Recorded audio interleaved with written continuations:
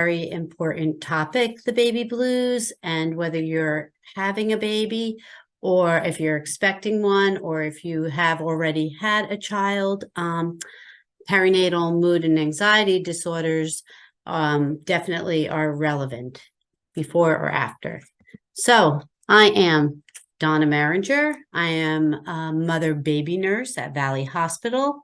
I'm also a lactation consultant and a member of the community health unit. I am a mother of 3 children. They are in that picture, and a grandmother of 1. So I come to you with a lot of years experience dealing with new moms. So today, what we hope to cover, we want to kind of identify and learn to recognize some postpartum mood and anxiety disorders. We used to call them, we used to say it was just postpartum depression, but now we call them postpartum mood and anxiety because it encompasses more than just the postpartum depression that was first identified years ago. And we want to talk about different ways that PMADs, which is short for that, postpartum mood anxiety, the way they can impact pregnancy, birth, and of course the postpartum period. There's lots of different things that you can do, ways that we can help you to manage through this. And we want to talk about some of the resources that are available for you and for your family and your partner. So everybody always says, oh, how common are they? Does it, I'm not going to have that. Well, postpartum depression can happen to postpartum depression and anxiety can actually happen to about 1 in 7 mothers. That's a pretty high statistic of women that will experience postpartum depression or anxiety during pregnancy or even afterwards. And it doesn't even have, that says mother, but it doesn't have to be a mother.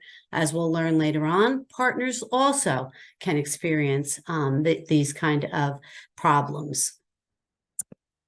So just so you understand, when we talk about prenatal, then we're talking about during pregnancy, before the baby's born. And many people do experience some of anxiety and depression during their pregnancy. It doesn't only have to be after the baby is born. Once the baby is born and up to even the first year or even after, it is called the postpartum period. And if we're talking about both before the baby's born, so the pregnancy, and the year after, that is referred to as the perinatal period. So you may hear those terms thrown around just so you have an idea. As I said in my opening remarks, it used to be years ago when it was first identified, it was pretty much postpartum depression, just depressive symptoms. Since that time, it's expanded, and the symptoms of perinatal mood disorders now do encompass anxiety, very, very common, OCD, less common psychosis, which can exist if you have like a bipolar mood disorder, and postpartum PTSD, which is if you had any kind of stress or stressful pregnancy or delivery. We recognize that that also can contribute to a perinatal mood and anxiety disorder. Okay, we're going to play a video. You're exhausted. You're unsure if breastfeeding is going right. Why is the baby crying? I mean, there can be a wide range of emotions in the first couple weeks. 80% of women will experience this. And we kind of label that as kind of the baby blues. So that's normal. Expect that to happen. And there's a light at the end of the tunnel. However, for about 15% of women, it goes beyond that. And that is what we would label as postpartum depression. If they start experiencing symptoms 9 months down the road, they don't necessarily relate it back to the pregnancy. But really anything in the first 1 year, we would label as postpartum depression. Classic symptoms of depression, feeling hopeless, crying too much. Sometimes it just shows up as irritability. Of course, if you're ever having feelings of wanting to hurt yourself or wanting to hurt others, we need people to seek out help immediately. The biggest thing that I want to instill to women is that they just need to be open about it. There's no need to feel shame, to blame themselves. They are not being bad moms. They shouldn't feel like failures. They just need to be open about it. So as she was saying, it is common. About 70 to 80% of all birthing parents will experience some negative feelings or mood swings the first few days after birth. These are called the baby blues.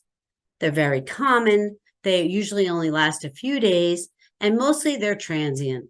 They come and they go. As quickly as they come, they go. Generally, these are related to the changing and fluctuating hormones that we'll talk about in a little bit, as well as fatigue. And this general symptoms, weepiness, crying, feeling impatient, of course, exhaustion, being restless, sad, maybe not being able to sleep, feeling irritable, unable to really concentrate. And the thing is, very often women will feel these at the same time. I'll go see a patient and they'll be saying, I'm so happy, and they're crying. And that's all very, very, very normal and very common. These are the baby blues, and they do not last very long. Now, if we talk about postpartum depression and anxiety, depression is depression. So these would be symptoms that are your basic depression, that you're feeling down, you're feeling low. And the thing with postpartum depression that makes it differ from just the regular baby blues is they will last longer. It has to last longer than 2 weeks. And typically the mother, father, partner, they're unable to really function like they did. They will feel very anxious. They will feel that maybe they're not up to scruff with what they had hoped as far as being a new parent. If at any time this is how you feel, or if you have a family member, a friend that you see is acting like this, very important that they seek professional help. This is not something going on 2 weeks that you're going to try to deal with on your own. You definitely want to get some help. So usually postpartum depression can appear in the first 3 months after giving birth, although it can happen anytime during the first year. And the major difference of postpartum depression and anxiety compared to the baby blues: felt more intensely. There are more days where you're feeling crummy than you're feeling like your old self, hard to function, and you're kind of feeling toward your baby in a way you didn't think you would feel. You may be feeling that you're not a good mother, that you may be questioning how your parenting is, and it may not be what you thought it was going to be. Those are some of the signs of postpartum depression and anxiety, which you want to get, which differ definitely from just your baby blues. Now, postpartum psychosis, unfortunately, this is the one we always hear about in the news. This is the one we hear when a mother has had a break with reality. And even though sometimes maybe she has had help, her symptoms, she no longer is dealing with what is really going on. This psychosis usually starts about 3 to 14 days after birth. The statistics of women who will develop this are typically about less than 1%. So about 1 in every 1,000 births maybe would have this. If you do, some of the warning signs are maybe the mother's is not acting like herself, strange behavior, hearing voices, seeing things that aren't there, someone telling her to do different things, very agitated or confused, and maybe even talking about hurting herself or her baby. Those things we do not wait on. You immediately need to seek professional help. You can start with your obstetrician, or you can go right to the emergency room. This is not something that you're going to wait on. Now, some of the things family members may be able to look for, you may say, well, what do I need to look for if I'm worried about my family member? Some new or expecting parents may be really open and be sharing their feelings and say, look, this is what's been going on. I don't feel like myself. I'm worried. But some others, as that nurse talked about earlier, may be reluctant. They may feel ashamed, or they may feel that there's such a high standard. Everybody's supposed to be so happy when they have a baby, and they may feel that they do not want to expose that part of themselves. So what you can look for is, if your family member or friend, maybe they're not taking care of themselves like they always did, notice a significant change in their personal hygiene, a weight loss, a rapid weight loss, a parent that isn't sleeping independent of the baby. Like, of course, new parents do not have a lot of sleep. That is normal, and that comes with the territory. But a mother or father or parent who's unable to sleep even when they have the opportunity, that insomnia is a warning sign. If the mother's missing her follow-up healthcare appointments, if she's isolating, not engaging socially like she usually does, she may be having reckless behavior, like drinking when she didn't usually drink, or maybe taking medications that she normally wouldn't take. These are things that you really want to watch out for. And let's say she's someone who always loved to do a certain thing, and she's not enjoying those things like she used to do, not getting out of the house, not taking care of herself. Those are all really significant warning signs.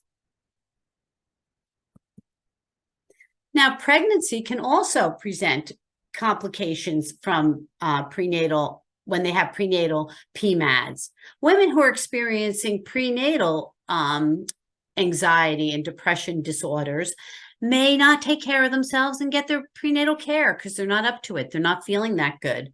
They're not feeling good about the pregnancy or feeling good about themselves. They may not be eating like they need to be eating. They may not be preparing for childbirth and having fear about childbirth. They may be turning to some kind of substance abuse.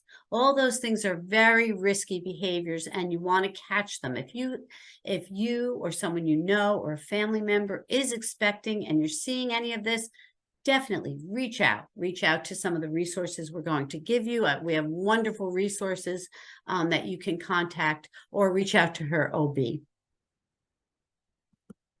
So some of the risk factors for people developing postpartum depression or even prenatal depression: financial stressors. Everybody thinks, oh, every baby's planned and wanted. There's a large percentage of babies that are not planned, and they can create a lot of financial stress and marital stress when you didn't expect this to be happening. You may have a history of premenstrual disorder, PMS. People who have PMS may be more inclined to suffer during pregnancy and afterwards. Personal or family history of depression, anxiety, or even having postpartum depression or a PMAD in a previous pregnancy, you are more inclined to have it in subsequent pregnancies. If you're after birth, the baby perhaps comes with different issues that were unexpected, and that baby has to go to the NICU and is not going to a regular nursery, and maybe you're not coming home with the baby. Absolutely, that can throw you into postpartum depression or postpartum anxiety. Anybody who is pregnant, who has diabetes, even if it's gestational diabetes, can put them at risk. If you come home and maybe you're living, oftentimes we have families who are they were transferred from a different area, and their primary family is not really close by, so they may not have the family support there, and that absolutely makes them feel isolated. Parents of multiples. I have twins myself. Multiples present a lot of extra stressors. If you think it's a lot of one baby, and then now you're bringing home two babies and you're trying to do everything right. And very often multiples also do bring with them different kinds of physical concerns. And a thyroid imbalance can throw off your hormones and absolutely make you more inclined to postpartum depression or anxiety. And the interesting one here is a parent who has gone through infertility treatments. Very often families who go through infertility treatments, their focus is so much on the goal of getting pregnant, that then they're dealing with that and not thinking sometimes beyond it. And all of a sudden a new baby comes and it's a lot of work, and it brings with it a whole set of other issues. So sometimes parents who go through infertility treatments may have postpartum PMADs, and they often also can have the pregnancy anxiety. They've worked so hard to get this pregnancy, and they very much wanted to see it to the end. So we really want to keep a close eye on those patients. And I want you to see on the bottom of this corner is this is a PSI slide, and we're going to talk a lot about PSI. PSI is a wonderful free organization. It's called Postpartum Support International, and I will show you later on how to contact them. They are absolutely wonderful, and I highly recommend them. Okay, some of these we mentioned, but I just want to go over the ones that we haven't. Causes of PMADs. Again, a NICU baby, infertility. If you've had a previous pregnancy loss, sometimes women who have gone through, and it doesn't matter really how far along it is, once you are pregnant and then you lose that pregnancy, right away you are at much higher risk for having any kind of PMAD in a subsequent pregnancy. If you've had a traumatic birth, and you're hearing a lot about that, but it definitely is something that we take care of and we watch for. Women who have a certain expectation of what their birth experience is going to be like and ends up being very different, we want to make sure that we are definitely checking in on them and seeing that they're getting the support they need. Breastfeeding challenges. I am a lactation consultant. I'm not really going into the whole breastfeeding component here, but I'll be more than happy to answer your questions about it. I really, really, really want to stress how important it is that if you do really want to breastfeed, that you take a class before time, have an understanding of all that is involved, so you're not being struck after giving birth with things that can be a challenge. We have lots of lactation support at the hospital. If you're at Valley, if you're coming, if you've already delivered, please reach out if you're having trouble with breastfeeding. We are there to help you. We want to show you all your options. We don't judge. We're judge-free on everything. And we just want to make sure that we're there for you and that you know it. Of course, like we said earlier, if you have a history of any kind of anxiety disorder. This is so important. Gentle reminder.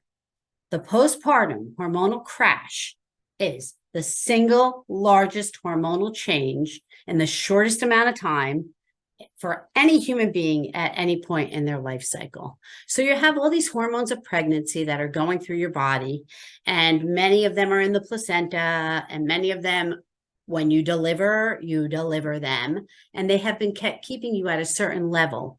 Then all of a sudden you have like a crash. It is real. It is physical. It's not, there's no way I can say emphasize it enough. Definitely you will feel it physically. This is not something that's in your head. It's physical. So, be gentle with yourself. It can take a couple months for those hormones to finally level off. It definitely, your family around you should also be understanding about this change, this physical change that does happen, and it can go on. Another point where this can happen is if you are breastfeeding and you are weaning. At weaning, you also will have a precipitous change in your hormones. And so kind of be prepared for that. Some women are taken aback by that. They're surprised at how much it really does impact them. Okay, so screening for postpartum depression and PMADs. Before 2006, we did not have state mandated screening. We are very, very lucky in New Jersey. We are the first state to have prenatal education and screening at the hospital. This came about because of Mary Jo Cody, who you see there. She was married to the then governor, Richard Cody. And when she had her first child in 1986, she went through very severe postpartum depression, almost postpartum psychosis. And she actually was hospitalized for it. She went through all different medications. It didn't have a name at that time. It didn't have a name. It didn't have a diagnosis. She had to finally really figure out what this was and how to go about being an advocate for it. A few years later, she had another child, and it happened again. And even after she knew what it was and knew the medication, she still struggled. That's when she decided how important she needed to bring this to the state government and to make sure that every woman was screened. She developed the program called Speak Up When You're Down. It is a screening program. Every woman in the state of New Jersey will be educated on PMADs while they're pregnant. And then when they come to the hospital, before they leave, they are screened. We use a screening tool. It's very simple. It's 10 questions, and it's in many, many languages to determine whether or not a woman is at risk for postpartum depression or anxiety. And it's because of her, really. So outside of New Jersey, perinatal mood and anxiety disorders are not screened like they are. We are so lucky. I think there's 2 other states that also, I think Virginia and one other one has state mandated screening. But the greatest complication of childbirth, the number 1 complication, it's not hemorrhage, it's not high blood pressure. The number 1 complication is mental health, is perinatal mental health. So we want to make sure that all women are screened and checked for it. The one, like I said, what we use in New Jersey is called the Edinburgh Postnatal Depression Scale. And you can use it for a mother or a father. And the American Academy of Pediatrics and ACOG, which is the organization for obstetrical and gynecological organization, does recommend that women be screened at 6 weeks, and then at their 6-week postpartum, and again at 3, 9, and 12-month pediatric visits. Not everybody's doing that. So that's why it's pretty important that you and your family members are kind of on the lookout for what if there could be. Even though, of course, screening is just a screening, it's not definitive. It's very, very important that we all be non-judgmental. This is not something that's in someone's head. They're not making it up, and we want to make sure that they're getting the help they need. So anyway, every year, can I close it? Every year, this is the American Academy of Pediatrics, and they estimate about 400,000 infants are born to mothers who are depressed. Perinatal depression is the most underdiagnosed obstetric complication in America. And that's not even taking into account the women who may not even be admitting it, or may not want everybody to know how they're really feeling. These are from the people who actually are admitting there are 400,000 infants born. Can I see myself? Okay.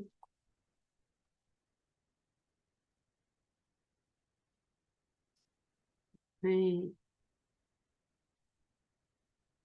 Okay, so perinatal mood and anxiety disorders do not only affect mothers, they can also affect babies, and it can affect the mother baby or the partner baby if the partner is the one who is experiencing the PMAD.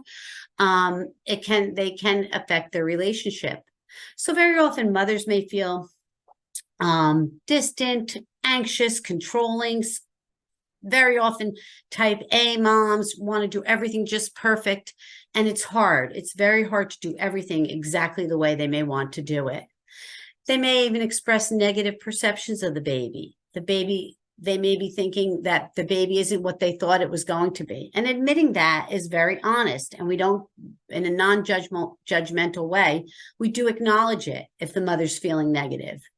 She may have little physical contact. She may be insecure. And she may say, oh, not have confidence in her own mothering. It's very important, though, that we objectively assess the mom and the baby, because moms may just be tired.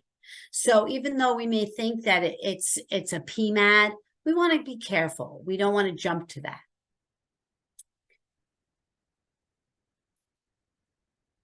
So how can we help? Now we've kind of identified what the problems are. How can we help? Number one, we want to make sure that mom, partner are having self-care. They're sleeping, eating well, exercising. You want to make sure that they have the opportunity to participate in social support. There are mom groups. There's groups online. I'll even show you the PSI one so you can see what is available. And then we really recommend talk therapy. Talk therapy is excellent. Talking to someone, explaining how they're feeling, maybe things that have happened, things that they're going through. And of course, if that doesn't work, sometimes a combination in the interim of talk therapy and medications are very effective in helping moms to get over the hump of the postpartum period.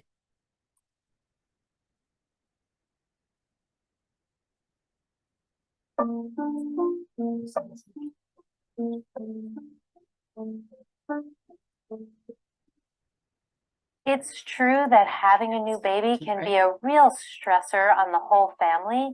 And for a new mom with postpartum depression, it's really important to have the partner and extended family support. One really helpful idea is to ask a family member or your partner to take care of the baby for an hour or two during the day so you can get some well-deserved rest, take a walk, do something for yourself like exercise for a half an hour. A small intervention, like an hour away from the baby, can be incredibly helpful. And at nighttime, if your partner or a family member can do a nighttime feeding, whether it's with formula or pumped breast milk, or even if you're exclusively breastfeeding, if your partner can bring the baby to you and then help change the baby after you've breastfed, that can help you get the well-deserved sleep that you need. Sometimes it can be really helpful to have your partner or a family member come in to treatment with a mental health clinician, because your partner really knows what you were like before you had your baby and can be a really helpful part of your treatment. It can also be really helpful for your partner to understand how valuable either psychotherapy or medications can be in terms of getting you back to how you used to feel before experiencing postpartum depression. So as much as your partner and family can be involved in your treatment, it's going to really help accelerate the process of getting back to your healthy self and being able to bond and connect with your baby.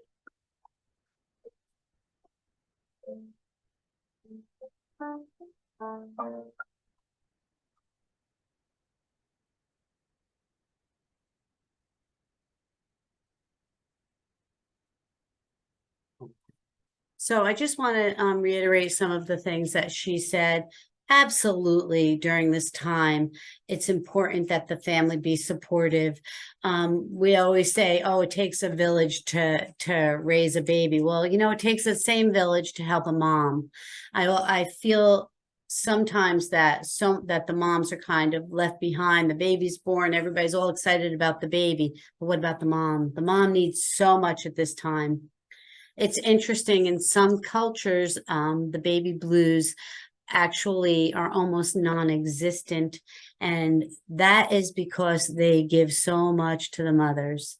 The mothers are so taken care of, and there's so much support that when the baby is also supported, but the mother is supported as well, and she doesn't feel like she's left behind. So some of the ways you can support the mother is practical support, and we'll give examples of that. Educational support, social support, and emotional support. These are all the ways we want to kind of be the village for our mothers. So for educational support, you can help the mom problem solve. Sometimes new parents, and I say mom, but it could be mom, dad, two moms, whatever it is, you can help them to figure out what it is that they really need. Give them an idea on parental resources, ones that you may have available. Make lists for them so that they know this is your pediatrician, this is your lactation consultant. You can kind of give them an idea of where they can shop online, different things, experts that are available for them. Help them to identify what it is they need and where things are missing. Practical support, transportation. If a mother has had a C-section, she often can't drive for 2 weeks after, and she may need to get to her appointments. She may need to get around. This is a great time. You can just say, you know what, I can help you drive. I can take you where you need to be. It's really, really a help. And she may not want to ask. If there are other children, older children involved, take care of them. Don't always be rushing for the baby. Everybody wants to hold the baby and help the baby, but there's more things that need to be done. Walk the dog. If you're coming to the house, you come with a meal and you take home a load of laundry. You help them out. Help with the chores. Don't overstay your welcome. She may not be up to visiting and she doesn't want to be entertaining. It's not the time to be entertaining for the new parents. This is the time really to be helping out, help them get set up so that they don't have to worry about those things. The things she probably has to worry about, feeding the baby.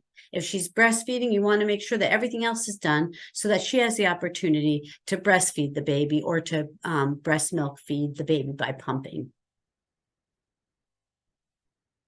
And I want to mention just one other thing here, like the meal train. I one time went to a baby shower and they didn't have a diaper raffle. They had sign up for a meal train.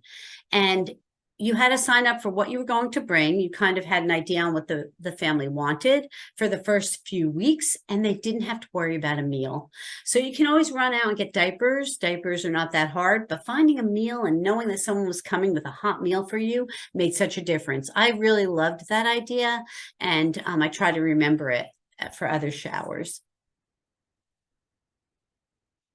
So self-care, you got to take care of yourself. You can't give from an empty place. Make sure you try to sleep. I know that's a little silly. The biggest adjustment to parenthood is sleep. Babies don't sleep for long stretches. And if you are deciding to breastfeed, very often you have to be feeding pretty frequently. Try to sleep when you can. And if you can't sleep, rest. Sometimes just laying there and putting your feet up and not without actually having to go to sleep is very, it really helps to manage the stress. Make sure you're eating. When you're doing so many other things and worried about a new baby and trying to adjust to a whole new baby schedule and trying to adjust to your new family, if you're adding a baby into the family, you may forget yourself. It's important that you eat. Exercise. Now, I don't mean, any kind of strenuous exercise. Walking, getting outside, getting air is really, really, really, really good. Getting air, getting sun, leaving the house, leaving the confines of where you are. If someone can come even for just a little bit so that you can get out and get some air and feel away from it. And that's also time off. So if you have family who is willing to come even for an hour so you can go out and do something while the baby's sleeping or hold the baby, absolutely take advantage. You also need to connect with yourself. So some more examples of self-care. Make sure you're maintaining your relationships.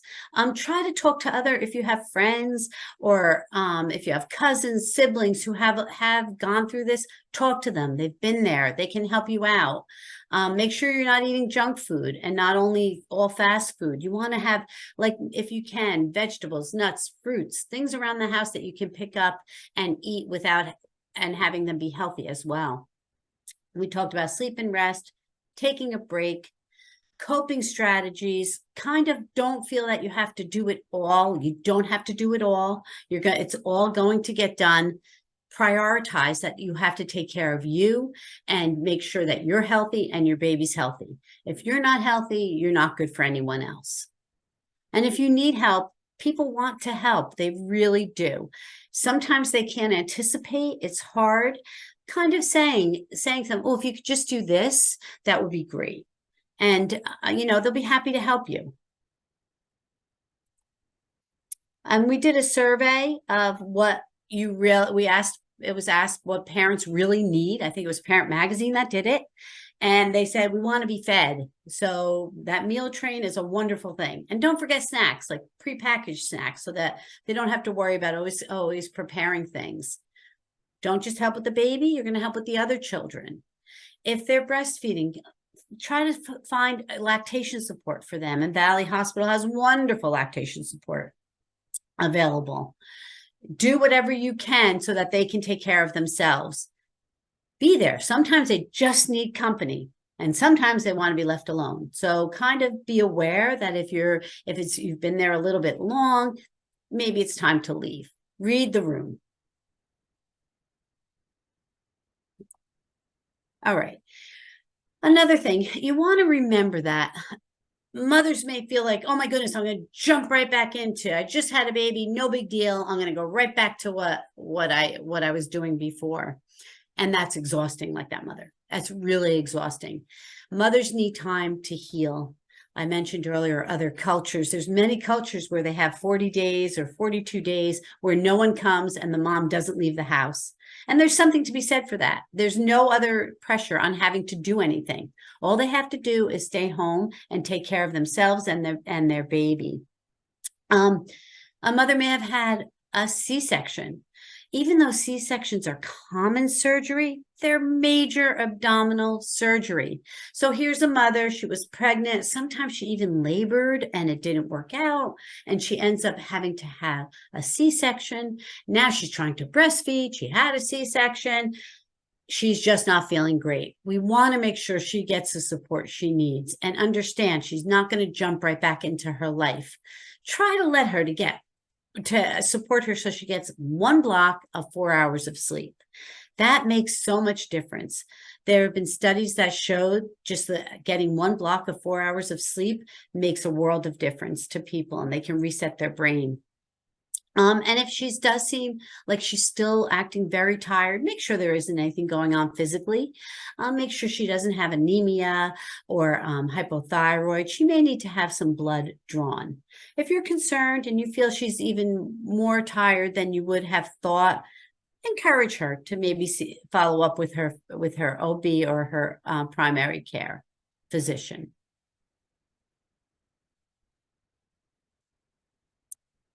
Talk therapy. Talk therapy is wonderful.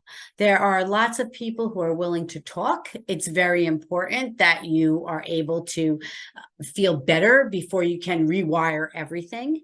So there's social workers you can talk to, psychologists, counselors. We have lists of people. That PSI, Postpartum Support International, you can call them and they will talk with you. They will talk through anything that may be bothering you immediately.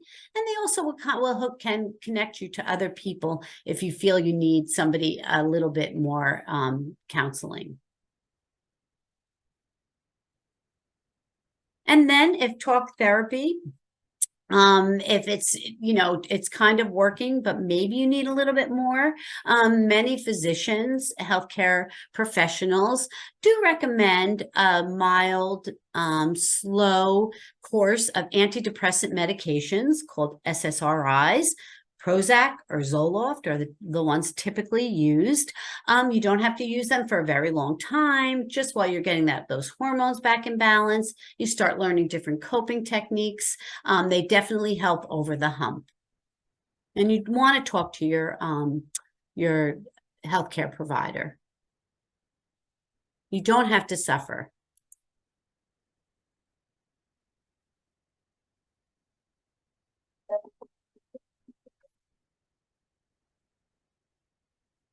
Born at Ronald Reagan UCLA Medical Center, little Joanna is 23 hours old. Mom and Dad are over the moon. It's amazing. I've always wanted to have a little girl, and I never felt like my life was quite complete until now. But not all moms feel this way. Some 15% of new moms, hundreds of thousands a year in this country, experience anxiety and sadness, a condition called postpartum depression.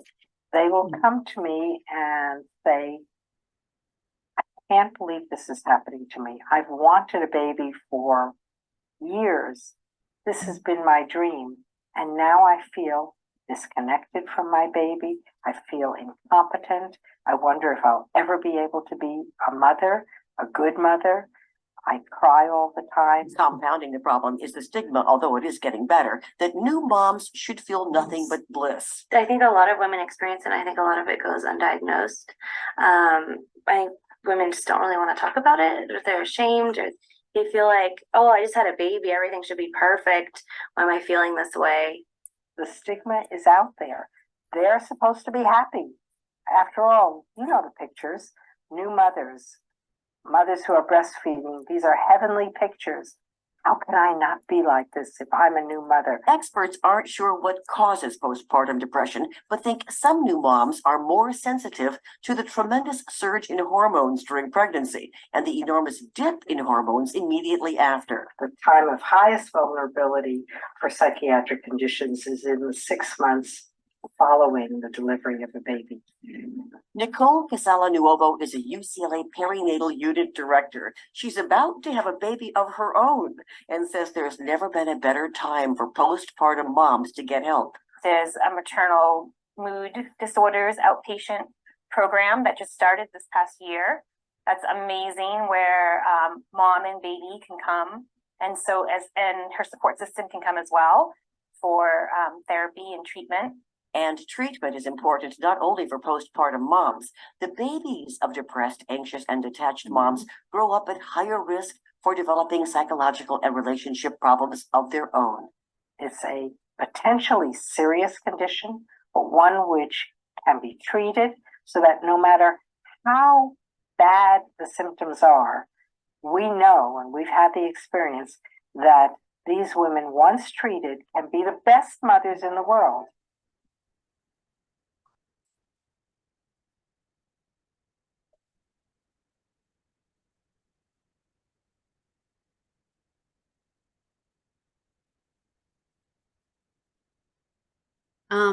I just want to talk a little bit about what she said about the stigma. I think that tape may be a little old. The stigma is not as strong as it was, although I do think that in today's society, many new moms can be impacted by social media. I don't think social media is a great thing. I think everything shows that women who go on there are not getting a true picture of how other women are coping. Social media often only shows a distorted image of what the experience is for women, and I think it can lead them to compare themselves to thinking that they're not doing as well as other people, and that may make them kind of withdraw. So I don't think it's a good idea to really embrace social media when you're trying to get through this. Very important that you understand not only the birth mother or the birth parent can experience PMADs, but fathers or partners. This says paternal postnatal depression, but we can say partners also are prone to postnatal depression. And the interesting thing about that is they can be impacted actually even prenatally when the pregnancy is first announced. And this can go on to even 6 months after, or even up to a year after. And it's very common to see this when the mother has postpartum depression. You can see the partner also can develop a clinical postpartum depression. So you want to recognize that, and there's no shame in that. And there's no embarrassment. You definitely can screen a father or a partner as much as you can screen a mother. It's a lot of pressure on a new partner when they're having another baby. So some of the signs you may see postpartum depression, and I do want to apologize that this does say dads, but it's not only dads. It can be another mom, or it could be two dads. They may feel frustration or irritability. They may feel discouraged. You may see physical problems, even like a headache or indigestion, fatigue, not being motivated, isolating. Very often, what you do see in a partner is an increased use of alcohol or drugs, or not using prescription medication. These are things we definitely want to watch out for. Sometimes partners feel left out. They may feel as though they're not getting the attention they used to get, that they're not as useful. Everything's about the mother, the birth parent. And it's important that everybody, the family, realize it takes the family. So there are things that they can definitely do to contribute. Even if the mother is exclusively breastfeeding, they can get the baby ready. They can do the other stuff around the house. They can change the baby, get the pillows, get the birth mother's drink or a drink of water. They need to be hydrated. Plenty of things they can do. But again, this is Postpartum Support International. They have a support group for partners and dads as well.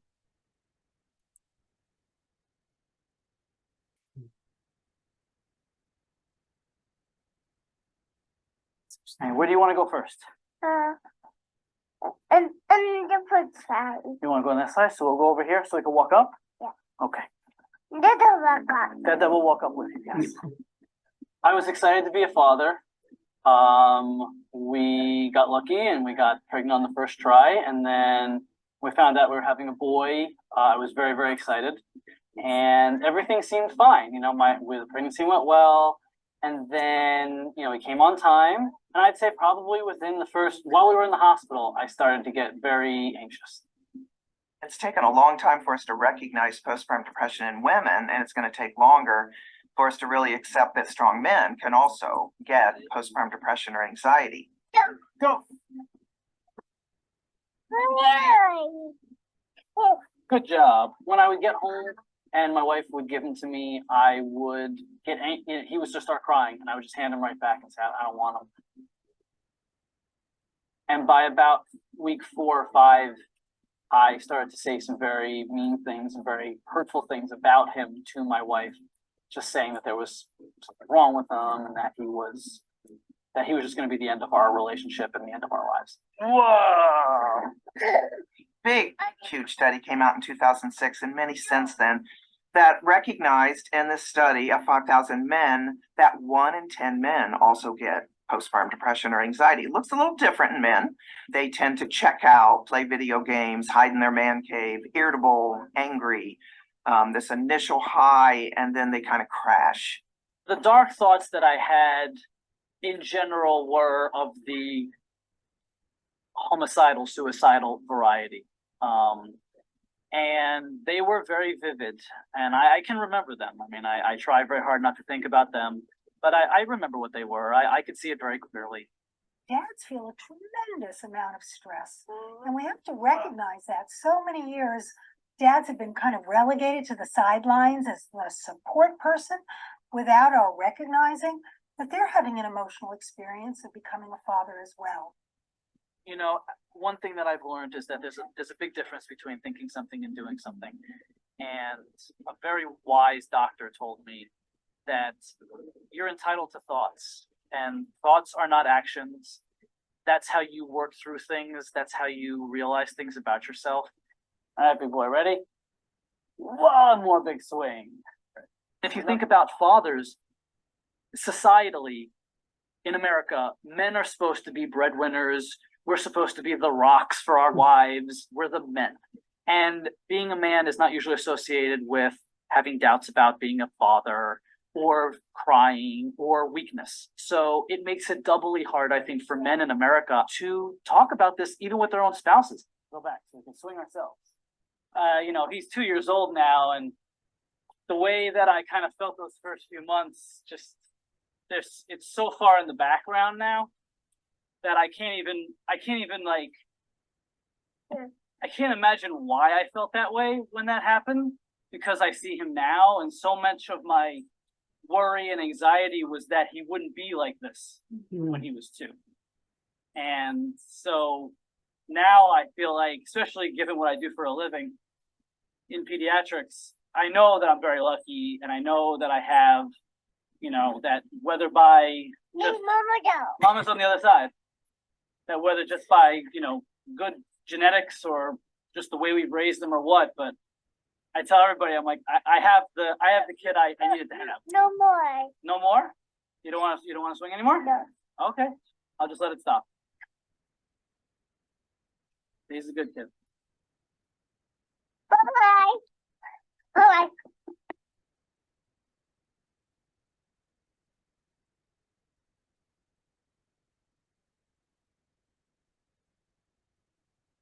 I think that's interesting because I don't know if you caught it, that he's a Yale educated pediatrician, and he even it was an adjustment for him. So we have to be supportive of the entire family.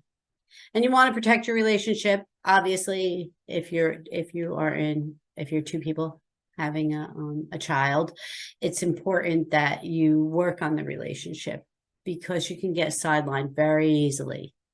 So try to do little things. It doesn't take big things to do to keep the relationship alive. Always give your partner the benefit of the doubt. They're trying. It's not an easy time. It's a lot of new challenges. You want to be real, open, authentic, and forgiving, tolerant, and kind always. This is by Karen Kleinman. Karen Kleinman is actually the guru. She's the first one who started writing about postpartum depression. And she actually wrote a book back in '86 called This Isn't What I Expected. And it was the first time it really gave a voice to what everybody was feeling. I highly recommend her books. Let me see if I have one here. This is also her. I can't read this. Hang on. If you see this, women who are experiencing postpartum depression often feel dismissed. So listening is very good, but believing is imperative. Karen Kleinman. She's wonderful. I recommend all her books. When I talk about resources, here you go. These are the numbers you want to take down. There's a scan code even there. For PSI, this is Postpartum Support International. They will get back to you. They have so many different groups. I'm going to leave that on for a minute so that if you need to copy it. They have volunteers and trained professionals. They run all different kinds of groups. They have groups for military wives. They have groups for parents of loss. If there's been a loss, these are some of the things that they do have, this PSI. They train providers. They have so many organizations, forums, online, Facebook groups, if you don't, virtual support groups. They have a helpline.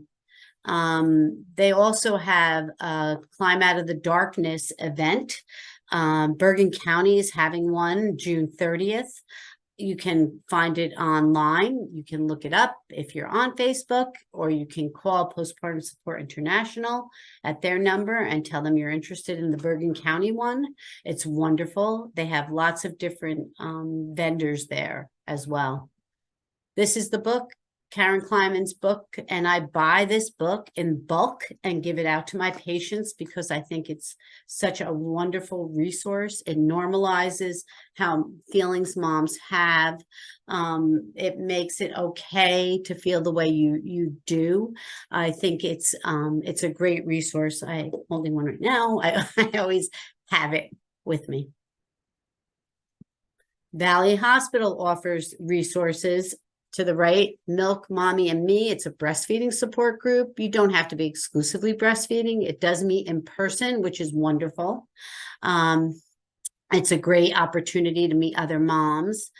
There's also a national maternal mental health hotline that is right there on the left. That is Valley. We do tell you about it. It's not through Valley, but it is a national helpline. Very, very, very good. They will put you in touch with counselors, emotional support and encouragement. And you can do it when you're pregnant or postpartum.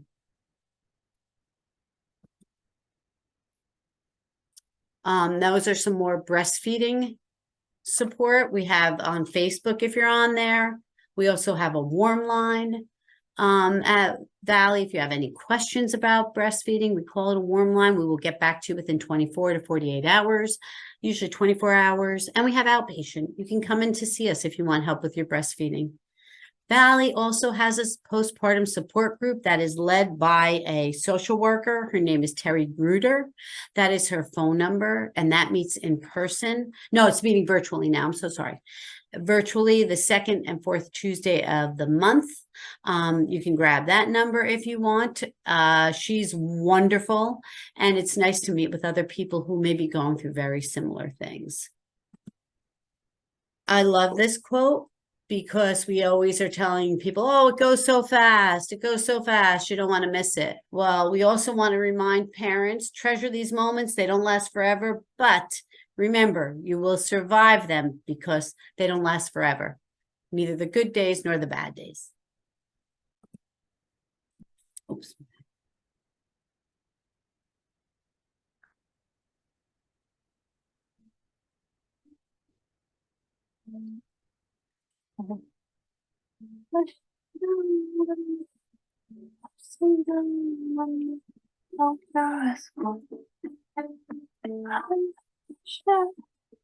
That brings a beauty down, brings a family too. Puts people on the streets. Yeah. Hey, there.